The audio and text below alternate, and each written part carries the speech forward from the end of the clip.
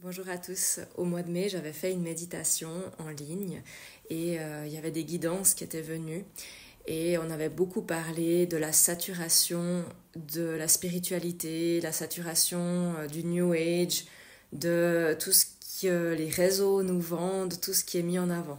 Vous savez, ça fait bientôt 10 ans que je fais ce que je fais, on va dire de façon officielle parce qu'il y a eu d'autres choses bien avant, mais sur les réseaux, je faisais partie aussi des premières qui transmettaient des messages. C'était pas quelque chose qui se faisait beaucoup, des vidéos aussi. Et c'est vrai que les gens prenaient ce qui leur parlait. Et aujourd'hui, on voit pulluler tout ça parce que malheureusement, certaines personnes ne sont pas guidées par la volonté du divin en elles, c'est-à-dire celle qui éclaire, celle qui libère, celle qui amène la vérité, et elles sont guidées par leurs propres chimères, par leurs propres schémas, leurs propres filtres et croyances. Et tout ça pour du profit ou pour la gloire ou que sais-je encore. Donc c'est vrai que une personne m'avait posé la question par mail, mais est-ce que je fais partie de ces gens? J'ai peur d'en faire partie. Je me fais toujours avoir avec ça. J'ai peur d'en faire partie ou alors elle me disait aussi justement comment démêler le vrai du faux, comment savoir si c'est vraiment guidé un message ou si c'est ma petite volonté personnelle et égotique. Et j'avais vraiment envie de vous parler de cette saturation du spirituel en vous disant simplement que lorsque l'Esprit Saint vient vous amener des messages, lorsque le divin en vous, la lumière, la petite voix, vous appelez ça comme vous voulez, vient en vous, l'Esprit vient en vous et vous traverse, vous transcende de sa lumière et de son amour, ça vous éclaire, ça vous amène de la paix, ça vous amène une vie simple, une sensation de plénitude, une extase. C'est quelque chose qui apaise, c'est une évidence, ça fait du bien et c'est quelque chose qui ouvre le cœur, qui ouvre de partout. Euh, voilà, pour faire un résumé. Et lorsque un message peut-être a été canalisé pour la personne et qu'elle la transmet sur les réseaux alors que c'était pas forcément pour être transmis, parce que pour moi le jardin sacré et secret d'avec notre communion avec le divin, il y a des choses qui ne se partagent pas. C'est des choses qui sont intimes et à l'intérieur. On peut peut-être voir qu'il y a des gens sur les réseaux qui écrivent ces textes, mais en fait c'est pour eux-mêmes. Et ils les partagent. Et peut-être vous sentez que, voilà, il peut y avoir ça. Bon, en soi, c'est pas dramatique pour vous, mais peut-être que la personne, ça montre qu'elle a peut-être pas une certaine humilité ou un respect pour ce qu'elle canalise pour elle-même et peut-être qu'elle aurait dû transformer ces choses-là en elle avant de les transmettre. Ça, c'est une chose.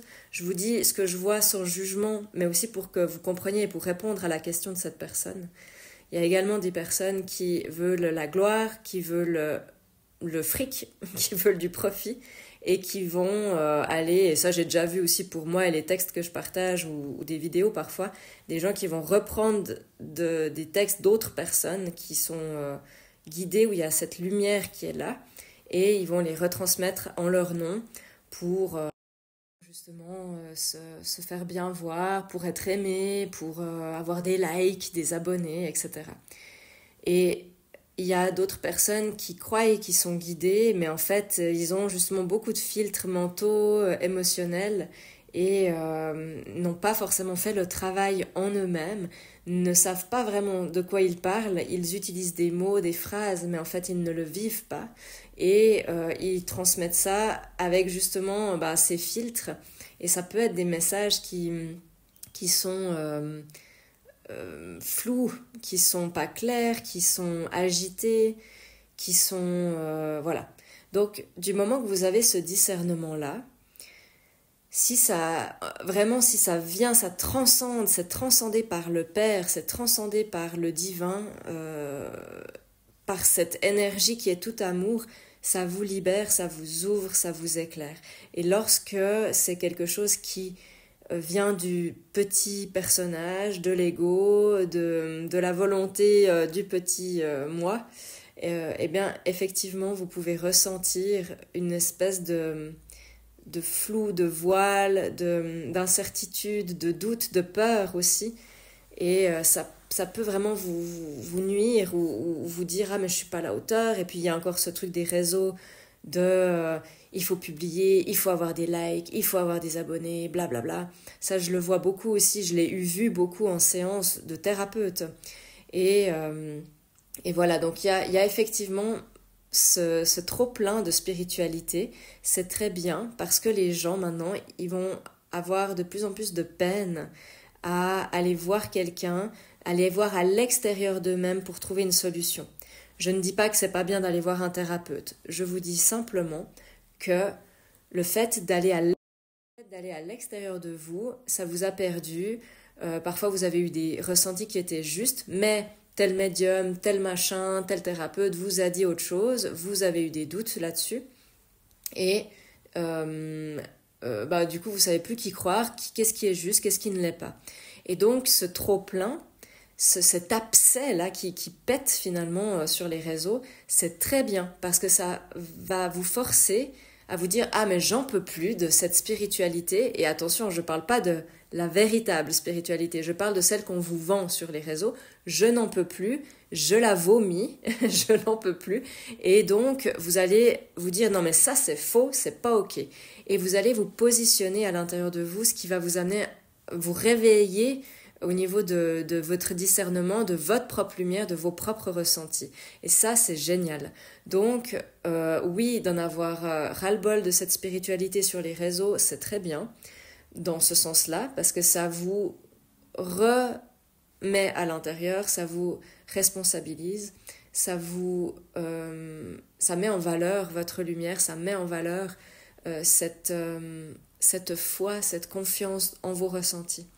Par contre, la véritable spiritualité, justement, c'est celle qui est dans l'amour, c'est celle qui rayonne, c'est celle qui vous fait du bien, c'est celle qui remet à sa place avec droiture, mais qui est toujours dans la justesse et dans cette sérénité, dans cette vérité. Et ça, on peut le trouver aussi sur les réseaux, mais voilà, vous allez le sentir tout de suite, de toute façon, si ça parle ou pas. S'il y a des textes, des vidéos, des gens qui parlent ou pas, qui vivent vraiment ce qu'ils disent ou pas. Et c'est l'ego qui va se mettre la pression de savoir s'il est à la hauteur, de savoir s'il fait juste. C'est l'ego qui va se poser 1000 questions avec son mental, décortiquer, de vouloir plaire, que ce soit au divin ou aux gens, que ce soit vraiment, c'est votre ego qui va amener le trouble et votre mental qui va amener ce trouble-là. Si vous êtes sincèrement en paix en vous et que vous vous laissez transcender par cette lumière qui vous dit « là, il faut te reposer, là j'ai quelque chose, ça vient, écoute-moi, fais ci, fais ça, etc. » Ces impulsions d'amour, ces appels intérieurs qui jaillissent en dehors de vous, vous les avez déjà vécus, vous savez ce que c'est. C'est-à-dire que c'est plus fort que vous le faites. Vous savez pas d'où ça vient, peut-être pour certains d'entre vous, c'est pas clair. En fait, il n'y a pas quelqu'un d'extérieur qui vous parle en disant « lève-toi, marche et va faire ça ». Mais au moins, il y a cet appel intérieur et ça, vous l'avez déjà tous vécu. Et en fait, c'est simplement ça. Mais parfois, sur les réseaux, on vous vend ces choses-là, de ce que je vois aussi, et que ça pullule de plus en plus. On vous vend il faut être comme ci, il faut être comme ça, et puis en même temps, la spiritualité New Age, faites attention, gna gna gna. Et puis en fait, tout ça, c'est tout le temps de la séparation. Et là, je crois qu'il est temps de retrouver son discernement et de faire place à ce Christ en vous, à cette lumière en vous, de la rayonner sans vous poser de questions. Parce que quand vous rayonnez, vous ne vous posez pas la question. Vous êtes simplement à votre place qui est déjà. Et le juste chemin, il est déjà, même quand on fait des erreurs ou qu'on a la sensation d'être faux, ce sont des expériences. Donc, pour cette personne qui me parlait de est-ce que je suis comme ces thérapeutes qui font n'importe quoi, du moment que tu te poses la question, c'est que tu as déjà un certain regard sur toi qui est relativement sain. Mise en question que je considère comme saine. Et c'est aussi de la justesse du savoir-être, un état d'être et d'esprit, que de se regarder et se dire « Ah bah là, je sens que je n'ai pas encore vécu ça, je n'ai pas transformé ça encore en moi, donc je ne vais pas aller déblatérer ma théorie aux gens sur les réseaux, pour des likes, pour je ne sais quoi, pour me sentir unique, spécial, parce que vous l'êtes déjà, vous êtes déjà unique et spécial, spéciaux, pardon. Donc, c'est pas quelque chose à rechercher, et de se voir avec honnêteté, que ce soit pour cette personne ou d'autres, hein, je parle pour tout le monde, mais de se voir avec honnêteté, de se dire « Ah, mais en fait, je voulais être aimée » ou « J'avais besoin de me donner de la légitimité » ou de me dire que c'était assez spécial, c'est être plus spécial que de faire quelque chose avec le monde invisible, que le monde terrestre. Ça peut être toutes ces choses-là qui rentrent en ligne de compte.